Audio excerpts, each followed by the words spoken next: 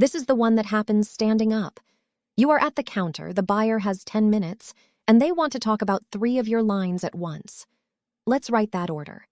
Open the order writer and start a new order. Pick the store, Field and Fable in Athens. Now just add what they want, in the order they say it, and stop thinking about which brand it belongs to.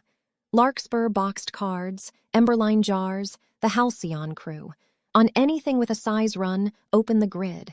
Pick your colors, put quantities in the cells, and every cell becomes its own line with its own size and color. That is one style turning into the 12 lines a vendor actually needs to pick and pack. Watch this panel while you work. It is tracking the minimum for the vendor you are on, and only that vendor's lines.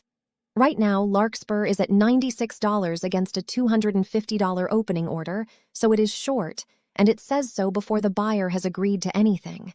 Add the notebooks, and it clears. 288 of 250. Green. Down at the bottom, read that line. 3 vendors on this order. Saving creates 3 separate orders, 1 per vendor. So you write once, and the split happens for you. Save. There they are.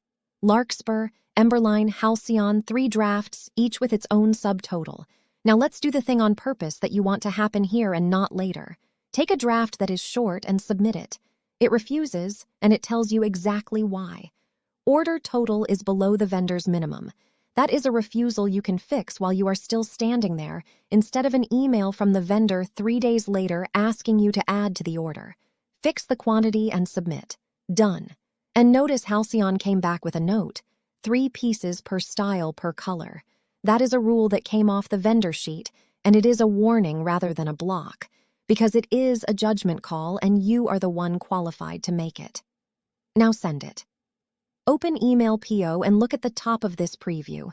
The purchase order is addressed to the vendor's order desk, not to the store you just sold. Both of those addresses came off the vendor sheet you imported in the first video. You never typed them, and you never looked them up. And look at who it is from. On this demo, I have connected our own mailbox, so it goes out as Harbor Lane reps. You would connect whichever address that line should actually come from. What it never is a territory track address or a no reply. If a brand has no mailbox connected at all, the option is simply not there, because a purchase order arriving from the wrong sender is worse than one you send yourself. The button says Submit and Send, and that is deliberate. There is no way to email a purchase order without placing the order, because a PO in a vendor's inbox is a placed order. If it cannot clear the minimum, it does not go. One more thing. If your vendor is on a trading network, Territory Track will also emit a real EDI purchase order, an 850, with control numbers and acknowledgments coming back. You set the trading partner up once in integrations, in test mode first. But most vendors are not on a van, and for all of them, email is the path that already works. And it works because their address came off their own sheet. Write it once, let it split, clear the minimum, send it. That is the whole job.